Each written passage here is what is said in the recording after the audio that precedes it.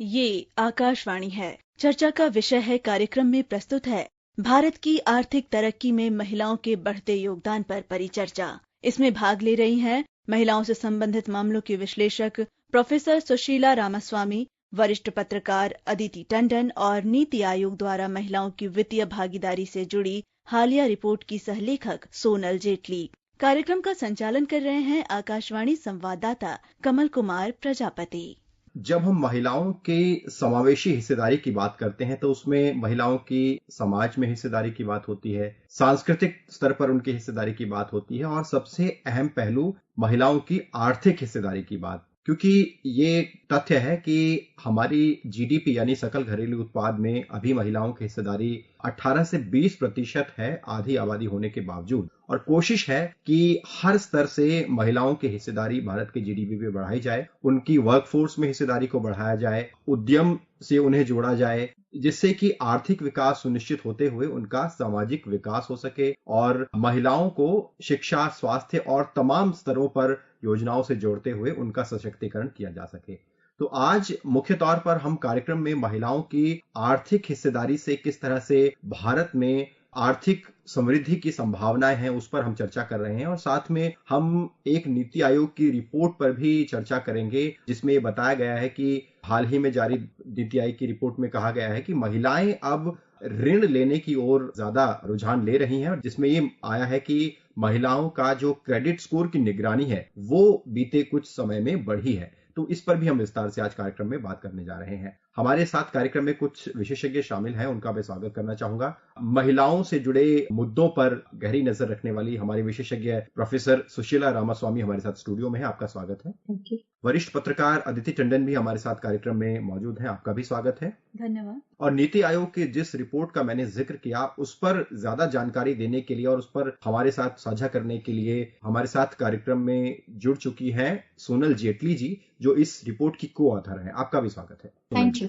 चर्चा की शुरुआत मैं करना चाहूंगा प्रोफेसर सुशीला रामास्वामी से, एक मूल सवाल से। प्रोफेसर रामास्वामी, कि हम सभी जानते हैं कि भारत में जब से संविधान बना है, लोकतंत्र को लेकर जब से हम आगे बढ़े हैं, तब से लेकर अब तक हमने महिलाओं को नीतियों के स्तर पर तो बराबरी दी है। आपको क्या लगता है कि भारत की नीतियां, चाहे वो सामाजिक रूप से रही हो, आर्थिक रूप से रही हो, और इसमें अभी क्या प्रगति है और किस तरह से इसमें आगे आने की जरूरत है? एक संक्षिप्त टिप्पणी आपकी शुरुआत में।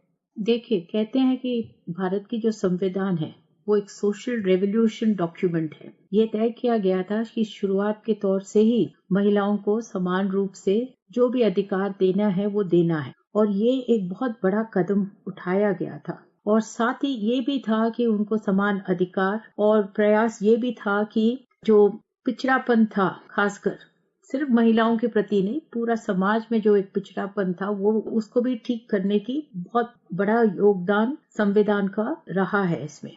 और पिछले 10 साल में तो ये एक कह सकते हैं इसको और भी जरा बढ़ावा दिया गया है कि इतने सारे योजनाएं, इतने सारे प्रोग्राम्स बने हुए हैं कि महिला जो है उनकी शिक्षा, उनकी रोजगार और उनकी जो पॉलिटिकल एम्पावरमेंट, ये तीनों पे कैसे फोकस करके महिलाओं को आगे बढ़ने में सहायता दे सकते हैं। जी, अदिति टंडन जी, आपसे मैं अब जुड़ना चाहूंगा। आपको क्या लगता है कि वो कौन से प्रमुख प्रयास रहे हैं बीते समय में जिससे हमने देखा है कि महिलाएं अब आर्थिक तौर पर सशक्त होकर, चाहे वो ग्रामीण अर्थव्यवस्था हो, शहरों के स्तर पर महिलाओं की आर्थिक भागीदारी हो, हम उनकी आर्थिक हिस्सेदारी को थोड़ा बढ़ता हुआ देख रहे हैं। तो कैसे आप इस प्रगति को देखेंगे और कुछ प्रमुख योजनाओं पर अगर आप प्रकाश डालना चाहें तो? देखिए, जो अगर हम स्टार्टिंग पॉइंट 2011 का सेंसस लें कमल जी, तो हम देखेंगे उसमें 58.7% जो हैं बैंक अकाउंट्स थे, हाउस होल्ड्स में बैंक अकाउंट्स थे जी। तो जब हम ओवरऑल परिप्रेक्ष्य भी देखें तो भी एक बहुत लो नंबर था। उसको बढ़ाते बढ़ाते 2016 तक ये बैंक अकाउंट्स काफी ज्यादा बढ़ गए, करीब 90% से भी ऊपर हो गए। ये जो प्राइवेट और एनजीओ के माध्यम से सर्वेज होते हैं उनका ये फाइंडिंग है, क्योंकि सेंसस अभी उसके बाद हुआ नहीं है, तो वो तो हमें बाद में पता लगेगा कि कैसे होगा, वो पैंडेमिक में डिले हो गया था। लेकिन जो इम्पोर्टेंट चीज है वो ये है, टर्निंग पॉइंट फाइनेंशियल इंक्लूजन में अगर हम देखें रिसेंट हिस्ट्री में, तो वो आया सबसे पहले 2014 में। 2014 में प्रधानमंत्री जनधन योजना का लॉन्च हुआ, और उस योजना का सबसे बड़ा मकसद यही था कि जो जनधन बैंक अकाउंट्स एग्जिस्ट करते हैं उनको आधार के माध्यम से, बायोमेट्रिक के माध्यम से बांध दिया जाए। उससे क्या हुआ कि बहुत सारी महिलाओं को सहूलियत दी गई सरकार की तरफ से कि जो पेपर वर्क होता था, बहुत लंबा चौड़ा डॉक्यूमेंटेशन होती थी, उनको आइडेंटिटी प्रूफ की वजह से वो बैंक अकाउंट्स नहीं खोल पाते थे, उन सब सहूलियतों को दिया गया और पेपर वर्क को कम करके बहुत सारा एम्फेसिस दिया गया कि महिलाओं के बैंक अकाउंट्स बढ़ाए जाएं। रिजल्ट ये हुआ कि प्रधानमंत्री जनधन योजना के तहत जो जेंडर गैप है बैंक अकाउंट्स को होल्ड करने का, जिसमें महिलाओं को हमेशा डिसएडवांटेज रहता था, वो 20 परसेंटेज पॉइंट्स था 2014 में और 2017 तक घटते घटते वो 6 परसेंटेज पॉइंट्स तक आ गया जी। तो इसका मतलब कि हैंड होल्डिंग से जब महिलाओं को ये मौका मिला कि वो भी अपने बैंक अकाउंट्स खोल सकें, तो हमने पहला, जिसको कहते हैं फर्स्ट माइल, हमने कवर करना शुरू किया। तो ये बहुत बड़ा एक स्टेप है, ये ऑनगोइंग है, इसमें अभी भी प्रयास चल रहे हैं। जो दूसरा बहुत बड़ा स्टेप मैं मानती हूँ फाइनेंशियल इंक्लूजन में, वो है डायरेक्ट बेनिफिट ट्रांसफर स्कीम जो सरकार की चलती है। हम सब जानते हैं कि करीब 319 स्कीम्स का जो है कैश बेनिफिट, वो डायरेक्ट बेनिफिट ट्रांसफर के माध्यम से लोगों के अकाउंट्स में जाता है और जितना पैसा गया है लोगों के अकाउंट्स में, उसमें से ऐसा माना जा रहा है, हमें सर्वेज ये बता रहे हैं कि करीब 50% पैसा जो डीबीटी के माध्यम से डिसवर्स हो रहा है, वो 50% तक एटलीस्ट विमेन बेनिफिशरीज के अकाउंट्स में जा रहा है। सो इन तमाम इंफ्रास्ट्रक्चरल स्कीम से, जो फाइनेंशियल इंक्लूजन की स्कीम्स हैं, उससे महिलाओं की हैंड होल्डिंग हो रही है। हम ये नहीं कह सकते कि अभी महिलाएं पहुंच गई हैं जहां उन्होंने पहुंचना था, पर प्रयास जारी है। जी। तो जो आर्थिक स्तर पर महिलाओं की भागीदारी बढ़ी है, जैसा कि आपने कहा, उसमें बैंकिंग व्यवस्था से जिस तरह से महिलाओं को जोड़ा गया है वो बहुत इंपॉर्टेंट रहा है और बैंकिंग व्यवस्था का ही ये नतीजा रहा है कि अब महिलाएं कई योजनाओं के तहत ऋण की भागीदार बनी है, उन्हें लोन मिल रहे हैं और अपने वो क्रेडिट स्कोर की निगरानी कर रही है। अब मैं आना चाहूंगा सोनल जेटली जी के पास, क्योंकि वो इस रिपोर्ट के को ऑथर हैं। दरअसल 3 मार्च को नीति आयोग ने एक रिपोर्ट जारी की। इस रिपोर्ट का शीर्षक था from borrowers to builders, women's role in India's financial growth story. इस रिपोर्ट में ये बताया गया है कि जो महिलाएं हैं वो किस तरह से अपने क्रेडिट स्कोर की निगरानी कर रही हैं और क्रेडिट स्कोर की निगरानी करने वाली महिलाओं की संख्या बीते समय में कितनी बढ़ी है। तो आइए जुड़ते हैं सोनल जी से। सोनल जी, बताएं इस रिपोर्ट के बारे में थोड़ा विस्तार से कि इस रिपोर्ट से क्या निकलता है और कैसे ये रिपोर्ट बताती है कि महिलाओं का फाइनेंशियल इंक्लूजन बढ़ रहा है। नीति आयोग के साथ हमने रिपोर्ट किया है। बेसिकली इसके जो की फाइंडिंग्स हैं वो ये बोलते हैं कि जो महिलाओं का फाइनेंशियल इंक्लूजन है वो काफी बड़ा है। यहाँ पे हम इस रिपोर्ट में वी हैव अटेम्प्टेड कि उनका जो क्रेडिट अपटेक है वो किस तरह से आगे बढ़ रहा है या फिर स्टैग्नेंट है, वो समझने के लिए हमने काफी एनालिसिस किया। जो क्रेडिट ब्यूरो डेटा को यूज करते हुए वो एनालिसिस किया गया और उससे ये हमें जानने को मिला है कि काफी महिलाएं आगे बढ़ के ऋण ले रही हैं। जो पहले महिलाएं फॉर्मल क्रेडिट को एक्सेस इतना नहीं करती थी, वो the amount of access to formal credit is increasing amongst women. So वो काफी क्रेडिट एक्सेस बढ़ रहा है। पिछले 6 सालों में एक्चुअली 2019 से लेकर 2014 तक आप देखें तो इसमें चौगुनी तरक्की हुई है, 4-fold राइज जिसको बोलते हैं, इन विमेन बोरोवर्स जो बिजनेस के लिए लोन लेना चाहती हैं। सो ये एक बड़ी फाइंडिंग है रिपोर्ट की। बहुत ज्यादा फाइनेंशियल अवेयरनेस भी विमेन में बढ़ रहा है और ये सिर्फ मेट्रो सिटीज में नहीं बढ़ रहा है, ये टियर 2 और टियर 3 सिटीज में भी काफी बढ़ रहा है। इनफैक्ट जो सबसे बड़ा राइज है वो हम देखते हैं टियर 2 और टियर 3 सिटीज से आ रहा है और सेमी अर्बन एरिया से भी वो राइज आ रहा है, जिसमें कि काफी महिलाएं अपना क्रेडिट स्कोर खुद मॉनिटर कर रही हैं, जो कि एक इंडिकेशन है कि महिलाओं में क्रेडिट अवेयरनेस और अपना क्रेडिट स्कोर कैसे सही रखना है और अपना क्रेडिट हेल्थ कैसे मॉनिटर करते रहना है, उसकी अवेयरनेस और फाइनेंशियल अवेयरनेस काफी बढ़ रही है। और फाइनेंशियल अवेयरनेस बढ़ने के बहुत सारे फायदे होते हैं, क्योंकि जब फाइनेंशियल अवेयरनेस बढ़ता है सो रिस्पॉन्सिबल क्रेडिट भी बढ़ता है। मतलब हम ऋण ले और उसको टाइमली वापस करें, ताकि हम एक बड़ा साइज का लोन अगर हमें अपने बिजनेस के लिए चाहिए तो वो भी आगे जाके ले सकते हैं। सिमिलरली जब हम स्टेट्स देखते हैं कि कौन से स्टेट्स में ये सबसे ज्यादा बढ़ा है, तो जो सबसे टॉप 5 स्टेट्स निकल के आते हैं सेल्फ मॉनिटरिंग के लिए, वो तमिलनाडु, कर्नाटका, उत्तर प्रदेश, तेलंगाना और महाराष्ट्र हैं। उत्तर प्रदेश स्पेशली एक हाईलाइट है क्योंकि वहाँ पे इट्स बहुत ही बड़ा स्टेट है जी। और वहाँ पे महिलाओं का फाइनेंशियल अवेयरनेस काफी बढ़ रहा है। ये बहुत ही अच्छी खबर है। और सदर्न स्टेट्स तो यूजुअली काफी आगे रहते हैं, बट महाराष्ट्र, उत्तर प्रदेश और नॉर्दर्न स्टेट्स में भी काफी इम्पैक्टफुल फाइंडिंग्स निकल के आई हैं। सो ओवरऑल काफी पॉजिटिव है कि फाइनेंशियल इंक्लूजन महिलाओं का काफी तेजी से बढ़ रहा है और महिलाएं सिर्फ कंजम्पशन के लिए ही लोन नहीं ले रही हैं, वो एग्रीकल्चर के लिए ज्यादा लोन ले रही हैं। गोल्ड लोन्स का भी प्रेफरेंस काफी बड़ा है। जी। और तीसरे नंबर पे बिजनेस लोन्स का प्रेफरेंस बढ़ा है, जिसका मतलब ये है कि ज्यादा से ज्यादा महिलाएं इकोनॉमी में अपना पार्टिसिपेशन बढ़ा रही हैं, बिल्कुल, बिजनेस ओनर्स के रूप में। जी बिल्कुल। सोनल जी, आप जुड़े रहिए हमसे, आपसे चर्चा जारी रहेगी। सुशीला रामास्वामी जी, आपसे मैं अगला सवाल रखूंगा। जैसा कि सोनल जी अभी बता रही थी कि महिलाएं ऋण ले रही हैं, क्रेडिट स्कोर की निगरानी कर रही हैं, तो मेरा सवाल यह है कि जो महिलाओं को जब आर्थिक स्वतंत्रता मिलती है, जब उन्हें इंडिपेंडेंस मिलता है इकोनॉमी में, वो कितना महत्वपूर्ण होता है समाज के लिए, और असलियत में उनका सशक्तिकरण किस तरह से सुनिश्चित होता है जब वो एक एंटरप्रेन्योर बनती हैं, ऋण लेती हैं, बैंकों में जाती हैं, वहां से पैसा निकालती हैं, और साथ में जैसे हमने बीते वर्षों में कुछ योजनाएं देखी, मुद्रा योजना, स्टैंड अप योजना, जिसमें फोकस महिलाओं पर किया गया कि महिलाएं अपने उद्यम लगाएं, बैंकों से लोन लें और उद्यम लगाकर अपने जैसी ही कई महिलाओं को और रोजगार दें, जिससे कि उनका आर्थिक सशक्तिकरण के साथ साथ सामाजिक सशक्तिकरण भी हो सके। तो इस विचार को आप कैसे देखती हैं अपने अनुभव से, अगर आप बता पाए? देखिए, फाइनेंशियल एम्पावरमेंट बोलिए, financial independence is the key to good life. ये तो कोई दो राय है ही नहीं। नारीवाद का जब से शुरुआत हुआ है, ये एम्फेसिस रहा है एजुकेशन, शिक्षा, उसके साथ रोजगार, और औरतों को समान रूप से हक मिले संपत्ति में, वो जो कमाते हैं उनके ऊपर एक राइट हो। तो ये सारा जो है, ये शुरू के दौर से ही एम्फेसिस रहा है। फाइनेंशियल एक्सक्लूजन की जो बात हो रही है, फाइनेंशियल लिटरेसी, कैसे क्रेडिट लिया जाए, कैसे कहाँ पे इन्वेस्टमेंट करें, किस तरह उसको खर्च करें, और कितना वो अपना जो कमाते हैं उसके वो हक रखें, ये सारा बहुत जरूरी है। और अगर ये सारा पॉजिटिव ट्रेंड्स जो रिपोर्ट पे कहा जा रहा है, अगर ये ऐसे ही जारी रहे, ये बहुत अच्छा इंडिकेटर है। क्योंकि देखिए, हर वक्त कहते हैं महिला जो है समाज को ही बनाती है और परिवार को भी बनाती है। वो कहते हैं ना, एक महिला को पढ़ाओगे तो पूरा परिवार पढ़ता है, पूरा समाज सुधरता है। तो ये बहुत अच्छी खबर है कि women are getting educated in this direction. और ऊपर से इफ दे कैन, वो पैसा जो कमाते हैं उसके ऊपर they have a right over it, कि हम किस तरह उसको इन्वेस्ट करें, कहाँ पे खर्च करें। एक ऑटोनॉमी जो कहते हैं ना, कि कोई किसी को जवाब ना दे कि हमने किस पे खर्च किया, ये बहुत जरूरी चाहिए विमेन्स एम्पावरमेंट के लिए।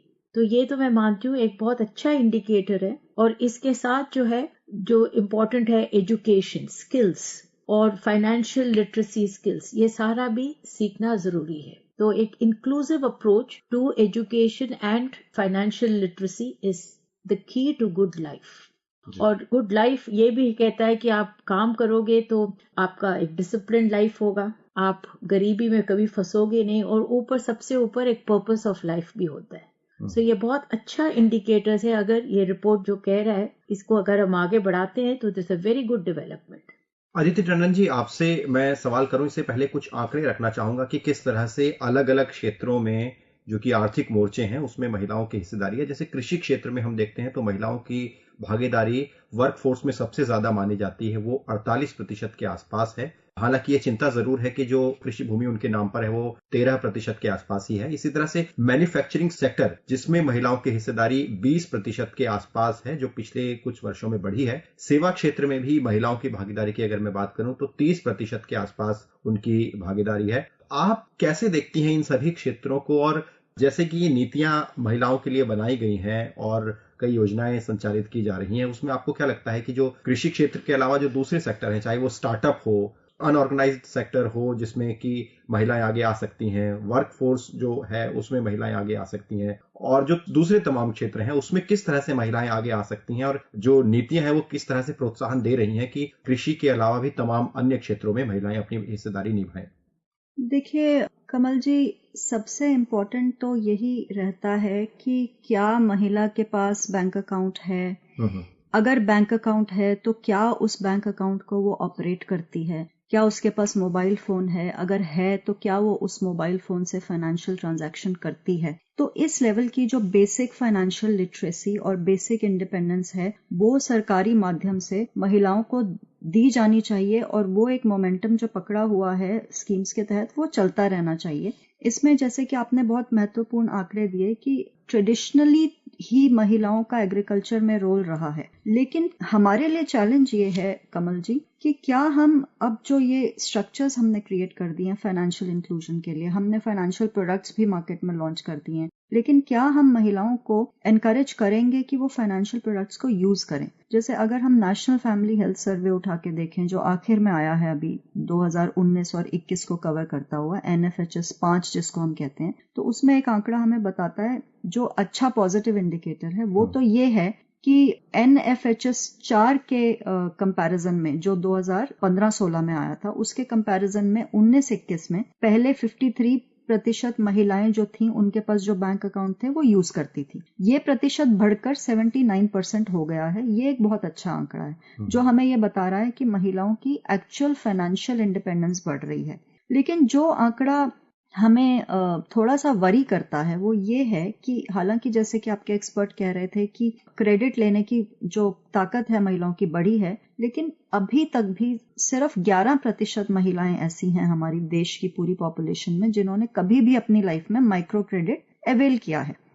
तो इस फिगर को बढ़ाने की जरूरत है। अवेयरनेस बढ़ रही है, अवेयरनेस बहुत बड़ी है। नेशनल फैमिली हेल्थ सर्वे ने पहली बार फाइनेंशियल इंडिकेटर्स पे सर्वे किया पिछली बार, और उन्होंने ये पाया कि करीब 50% महिलाओं को पता है माइक्रो क्रेडिट स्कीम्स के बारे में, लेकिन अभी भी 11% महिलाएं उसको अवेल कर रही हैं। तो ये गैप हमको भरना है, ये एक चैलेंज रहेगा सरकार के लिए। और ये भी हमें देखना होगा कमल जी कि हमें जो जैम ट्रिनिटी सरकार की बहुत इंपॉर्टेंट ट्रिनिटी है, जनधन अकाउंट, आधार और मोबाइल फोन, ये तीनों महिलाओं के पास सशक्त तरीके से हों। मोबाइल फोन अगर है तो वो इस्तेमाल करती हों। अभी हमें आंकड़ा ये बताता है कि महज 22% महिलाएं जिनके पास मोबाइल फोन्स हैं वो मोबाइल फोन से डिजिटल ट्रांजैक्शन कर रही हैं। तो जिस दिन महिलाएं फाइनेंशियली ट्रांजैक्शंस भी करने लगेंगी मोबाइल से और अपने अकाउंट को इंडिपेंडेंटली भी ऑपरेट करने लगेंगी, वो एक ऐसा दिन होगा जब एक्चुअल रियल जेन्युइन मामले में हम उनको फाइनेंशियली इंडिपेंडेंट कह सकेंगे। नहीं तो क्या होता है ना कमल जी, आप अकाउंट खुलवा देते हैं लेकिन वो इनएक्टिव रहता है। उसको इस्तेमाल कैसे किया जाता है कि चलिए नरेगा का पैसा आ गया, विथड्रॉ कर लिया।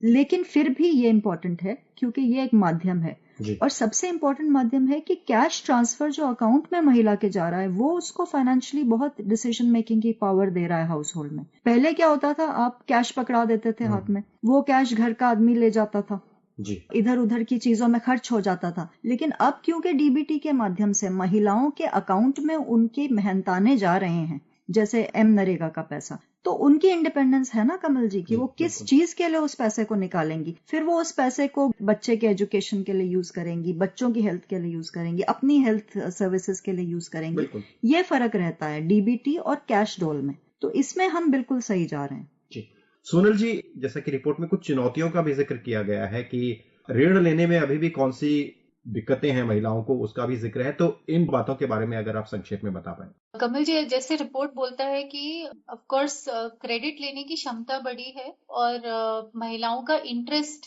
जिसमें वो क्रेडिट इंक्वायरीज कर रही हैं वो भी काफी बड़ा है। तो वो ये भी देख रही है इंक्रीजिंगली कि वो कितना क्रेडिट ले सकती हैं कंफर्टेबली, कितना बिजनेस के लिए ले सकती हैं, कितना पर्सनल कंजम्पशन के लिए ले सकती हैं। सो वो इंक्वायरीज भी बढ़े और एक्चुअल बिजनेस लोन्स भी बढ़े हैं। हाउएवर ये बिल्कुल सही बात है कि जितना बिजनेस लोन्स और बढ़ सकते हैं, बहुत सारा रूम टू ग्रो है। अभी विमेन को और भी काफी ज्यादा लेंडिंग हो सकती है, स्पेशली फॉर बिजनेस और उनके एंटरप्रेन्योरशिप एंडेवर्स के लिए। उससे अगर कंपेयर किया जाए, क्योंकि काफी बड़ा हमारा विमेन वर्कफोर्स है और वर्कफोर्स लेबर फोर्स पार्टिसिपेशन भी हमारा पिछले 2 सालों में काफी बड़ा है। सो अगर उन नंबर्स के साथ आप कंपेयर करें तो फिर भी हमारा the rate of rise of business credit उसके प्रोपोर्शन में इतना ज्यादा नहीं है, बट फिर भी the increasing trend is very good. So the main barriers जिनको हम बोलते हैं कि जो की दिक्कतें महिलाओं को आती हैं क्रेडिट अवेल करने में, वो ये है कि उनके पास ट्रेडिशनली गारंटर्स डॉक्यूमेंट्स नहीं होते। सो उनके बिजनेसेस ज्यादातर इनफॉर्मल बिजनेसेस होते हैं। इतना बहुत ज्यादा बिजनेस एक्सपीरियंस बहुत ज्यादा नहीं होता कुछ महिलाओं को। डॉक्यूमेंट्स नहीं होने की वजह से, कोलैटरल नहीं होने की वजह से बैंक्स इतना भरोसा नहीं करते कि उनको बड़ा टिकट साइज का लोन दिया जा सकता है। सो अगर आप ओवरऑल लैंडस्केप देखेंगे तो महिलाओं का ज्यादा कॉन्सेंट्रेशन माइक्रो क्रेडिट में आपको दिखेगा, जो कि कोलैटरल फ्री लेंडिंग होती है कमर्शियल माइक्रो फाइनेंस के द्वारा और जो एसएचजी बैंक लिंकेज के द्वारा होती है। लेकिन जो रिटेल लेंडिंग है उसमें वो आंकड़े आपको बहुत कम होते हुए नजर आएंगे। एमएसएमई लेंडिंग में आप देखें तो सिर्फ 7% एमएसएमई लेंडिंग महिलाओं को जाती है। इसीलिए ये आंकड़े बहुत जरूरी हैं कि कितनी महिलाएं इस 1.5 लाख जो एवरेज टिकट साइज होता है माइक्रो फाइनेंस का, उससे ऊपर उठ के भी लोन ले पा रही हैं। क्योंकि अगर उन्हें ऐसे बिजनेसेस चलाने हैं जो प्रॉफिट ओरिएंटेड है, जो एम्प्लॉयमेंट क्रिएट कर रहे हैं, तो उनको इन्वेस्टमेंट भी उस प्रोपोर्शन में डालना पड़ता है बिजनेस में। सो ऐसे बड़े businesses, profit oriented businesses create करने के लिए महिलाओं को अभी भी बहुत बड़े टिकट साइज का क्रेडिट मिलना काफी मुश्किल होता है। और उनके पास ट्रेडिशनली गारंटर्स, कोलैटरल जमीन भी नहीं होती महिलाओं के नाम पे। तो वो सबसे बड़ी दिक्कतें वो होती हैं एक बिगर टिकट साइज क्रेडिट को अवेल करने के लिए। और एक दूसरा बड़ा बैरियर ये भी है कि सेल्फ कॉन्फिडेंस की भी बहुत कमी होती है कि मुझे क्रेडिट लेना चाहिए या नहीं लेना चाहिए, अगर मैंने ले लिया तो क्या मैं इसको रीपे कर पाऊंगी, अगर बिजनेस इनकम वॉलेटाइल हुआ तो वो काफी सेल्फ डाउट बहुत ज्यादा होता है। जैसे हमने रिपोर्ट में ये भी डिस्क्राइब किया है कि विमेन का जो क्रेडिट जर्नी है, मेरे डिसाइड करने से लेकर एक्चुअली क्रेडिट लेने तक, वो जर्नी काफी नॉन लीनियर जर्नी है। वो ऐसा नहीं है कि मैंने डिसाइड किया ये है कोलैटरल, ये है डॉक्यूमेंट और मुझे लोन मिल गया। So it is a very non linear path for women. इसीलिए विमेन को एज अ डाइवर्स और डिस्टिंक्ट सेगमेंट समझने की बहुत ज्यादा जरूरत है फाइनेंशियल सेक्टर को, ताकि हम जो बहुत बड़ा अनसर्व्ड सेगमेंट अभी भी है देश में, उनको हम बेटर सर्व कर पाए विद क्रेडिट नीड्स। अब हम चर्चा के अंतिम पड़ाव में पहुंच चुके हैं। इससे पहले कि हम अपने विशेषज्ञों की आखिरी टिप्पणी ले, हम अपने श्रोताओं को बताना चाहेंगे कि 8 तारीख को महिला दिवस के उपलक्ष्य में पंचायती राज मंत्रालय ने एक राष्ट्रीय कार्यशाला का आयोजन किया है। कल भी इस राष्ट्रीय कार्यशाला में एक विशेष अभियान शुरू किया गया था, पंचायत नेत्री अभियान, जिसमें कि महिलाओं के पंचायत में प्रतिनिधित्व पर बात हुई थी। और आज एक विशेष अभियान शुरू किया गया है, आदर्श महिला हितैषी ग्राम पंचायत कार्यक्रम। हमारे संवाददाता इस कार्यशाला में पहुंचे थे और उन्होंने कुछ ग्राम प्रधान महिलाओं से बात की थी, उनसे जाना कि इस कार्यक्रम का मकसद क्या है। साथ ही उन्होंने कुछ ग्राम प्रधान महिलाओं से ये भी जानने की कोशिश की कि अपने क्षेत्र में वो किस तरह से काम कर रही हैं महिलाओं के सशक्तिकरण के लिए। तो आइए कुछ ग्राम प्रधान महिलाओं से उनके वक्तव्य सुनते हैं। मैं बिहार से लखीसराय जिले के नौनगढ़ पंचायत से हूँ और मैं मुखिया हूँ। मेरा नाम जूली देवी है। आज आदर्श महिला हितैषी ग्राम पंचायत का शुभारंभ हुआ है। जिन जिन ग्राम पंचायतों को चुना गया है वही यहाँ पे उपस्थित हैं और उनको ही बुलाया गया है। तो ये बहुत ही सराहनीय कार्य है। जितनी भी महिलाएं हैं उनको सबसे पहले हम लोगों के द्वारा उन्हें सार्वजनिक रूप से ग्राम सभा करके वहाँ उनको बिठाया जाएगा, समझाया जाएगा और उनको आर्थिक रूप से, सामाजिक रूप से उन्हें सुदृढ़ किया जाएगा और उन्हें आगे बढ़ने के लिए प्रेरित किया जाएगा, चाहे वो बेटियां हो चाहे वो महिलाएं हो। नमस्कार, मेरा नाम कृष्णा गंगवार है और मैं उत्तर प्रदेश राज्य के बरेली जिले से अलहिया ग्राम पंचायत से हूँ और मैं ग्राम प्रधान हूँ। 2021 में मैंने पहला अपना चुनाव लड़ा है। मुझे सामाजिक रूप से रहना, लोगों के साथ उठना बैठना, खासकर महिलाओं के कुछ पक्ष हैं, कुछ पहलू हैं, उन पे काम करना शुरू से ही पसंद था। इससे पहले मैं अपने एक एनजीओ के थ्रू मेंस्ट्रुअल हाइजीन पे जाती थी, गाँव में उठती बैठती थी, लोगों के बीच में अवेयरनेस, हम लोग कार्यशालाएं लेते थे। तो उसी से प्रेरित होकर या पसंद करके लोगों ने मुझे एक और जिम्मेदारी दी है और जिसको मैं बखूबी निभाना चाहती हूँ और पूरा 100% इस पे खरा उतरना चाहती हूँ। मेरा नाम सपना है। मैं झारखंड से हूँ, गोड्डा जिला पोड़ैयाहाट प्रखंड की मुखिया। मेरे पंचायत में महिलाओं के लिए बहुत सारा काम हो रहा है, जैसे ग्राम सभाओं में महिला की उपस्थिति का बढ़ना और किसी भी जिला स्तरीय सभा या ब्लॉक स्तरीय सभा में हम जाते हैं तो वहाँ महिला की उपस्थिति ज्यादा होती है। शायद महिला मुखिया होने की वजह से भी महिलाओं को बढ़ावा मिला है, वो पंचायत में बेझिझक आती हैं और उनको अपनी समस्या के समाधान के लिए मतलब कि पुरुषों का मुंह नहीं देखना पड़ता है। वो फोन माध्यम से या फिर आके या फिर जैसे भी हो अपना काम खुद कर रही है। वो काम जो पहले पुरुष के बिना नहीं हुआ करते थे, अब महिलाएं खुद से कर रही है, तो लगता है कि महिलाएं सशक्त हो रही हैं। पंचायत में हम लोग महिलाओं के साथ साथ बालिकाओं पर भी ध्यान देते हैं, उनको समझाते हैं कि शिक्षा कितनी जरूरी है, आगे क्या करना है, सैनिटरी पैड कैसे यूज करना है, और जो समस्याएं हैं महिलाओं से रिलेटेड उनको बताते रहते हैं, जागरूक करते रहते हैं। और फिर जैसे बच्चे स्कूल में है तो उनको एक एम देते हैं कि आप बड़े होके क्या बनोगे। प्रोफेसर रामास्वामी, एक अंत में आपकी टिप्पणी भी लेना चाहूंगा कि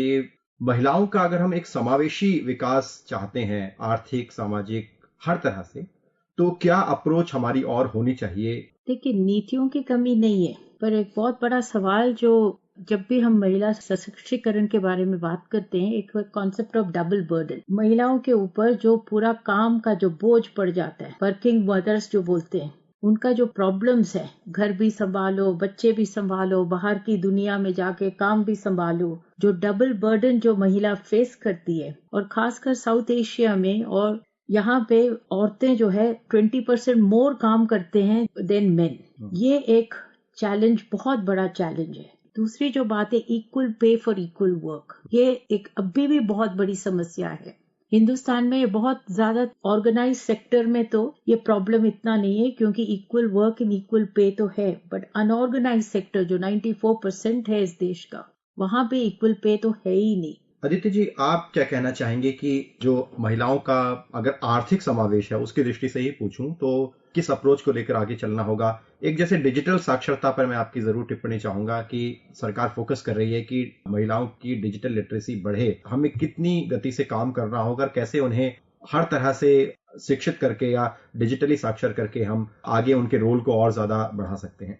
देखिए, 2 तरीके से महिलाओं की फाइनेंशियल इंक्लूजन को और भी स्ट्रेंथन किया जा सकता है। एक तो ये है कमल जी कि जो बैंकिंग कॉरेस्पॉन्डेंट्स या बिजनेस कॉरेस्पॉन्डेंट्स जिनको हम कहते हैं, जिनका ये काम होता है कि घर घर जाकर बैंकिंग सर्विसेज के बारे में अवेयरनेस और इन्फॉर्मेशन लोगों को दें। तो इस वक्त हमारे भारतवर्ष में 10% ही ऐसे बैंकिंग कॉरेस्पॉन्डेंट्स या बिजनेस कॉरेस्पॉन्डेंट्स हैं जो महिलाएं हैं। अब अगर महिलाओं का इकोनॉमिक इंक्लूजन करना है तो आपको महिला बैंकिंग कॉरेस्पॉन्डेंट या बिजनेस कॉरेस्पॉन्डेंट की तादाद बढ़ानी होगी। जैसा कि हमने देखा कि हेल्थ सेक्टर में आशा वर्कर्स को लाने के बाद कैसी रेवोल्यूशन आई। दूसरा, आपकी बात से मैं बहुत सहमत हूं कि नेशनल डिजिटल लिटरेसी मिशन जो भारत सरकार की ऑलरेडी एग्जिस्ट करती है, उसमें एक डेडिकेटेड कंपोनेंट चाहिए जिसमें तमाम गांवों में, अर्बन एरियाज में भी डिजिटल लिटरेसी की जरूरत है। ऐसा जरूरी नहीं है कि गांव की महिला को ही डिजिटल लिटरेसी देने की जरूरत है। बहुत सारी शहरों में भी ऐसी महिलाएं हैं जो डिजिटल ट्रांजैक्शन आज भी करने में हिचकती हैं,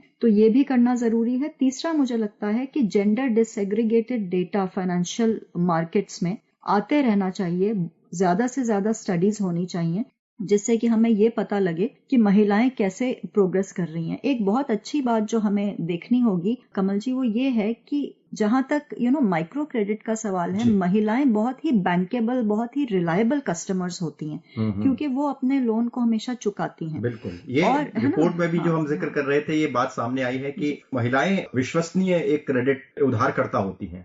बिल्कुल, तो बैंक्स चाहते हैं कि महिला कस्टमर्स की तादाद बढ़े, उसके लिए जैसा कि मैंने कहा ये इनिशिएटिव्स हो सकते हैं। बिल्कुल, तो जिस तरह से चर्चा में निकल कर आया उसका एक हम अगर निष्कर्ष के तौर पर बात करें तो हम ये कह सकते हैं कि महिलाओं की बढ़ती आर्थिक भागीदारी भारत के एक समृद्ध आर्थिक भविष्य के लिए बहुत जरूरी है। और जिस तरह से सरकारी नीतियां और वित्तीय समावेश को लेकर सरकार के प्रयास हैं, और जो वित्तीय संस्थाएं हैं जैसे बैंकिंग व्यवस्था हो और तमाम संस्थाएं, और साथ में सामाजिक जागरूकता, इन सभी के समन्वय से हम देख सकते हैं कि अगर ये सही से आगे बढ़ते हैं तो महिलाएं आर्थिक रूप से इंडिपेंडेंट हो सकती हैं, सशक्त हो सकती हैं। तो निश्चित रूप से हम उम्मीद कर सकते हैं कि आने वाले समय में हम महिलाओं की जो नीतियों के स्तर पर भागीदारी है उससे ज्यादा हम व्यवहारिक तौर पर उनकी बढ़ती हुई भागीदारी को देख पाएंगे और देश की आर्थिक प्रगति को और ज्यादा मजबूत होता हुआ देख पाएंगे। बहुत बहुत धन्यवाद आप तीनों विशेषज्ञों का, आप कार्यक्रम में जुड़े और इस विषय पर अपने महत्वपूर्ण विचार हमारे साथ साझा किए। धन्यवाद। अभी आप सुन रहे थे भारत की आर्थिक तरक्की में महिलाओं के बढ़ते योगदान पर परिचर्चा। इसमें भाग ले रही थी महिलाओं से संबंधित मामलों की विश्लेषक प्रोफेसर सुशीला रामास्वामी, वरिष्ठ पत्रकार अदिति टंडन और नीति आयोग द्वारा महिलाओं की वित्तीय भागीदारी से जुड़ी हालिया रिपोर्ट की सह लेखक सोनल जेटली। कार्यक्रम का संचालन कर रहे थे आकाशवाणी संवाददाता कमल कुमार प्रजापति। ये कार्यक्रम आकाशवाणी के समाचार सेवा प्रभाग द्वारा प्रस्तुत किया गया।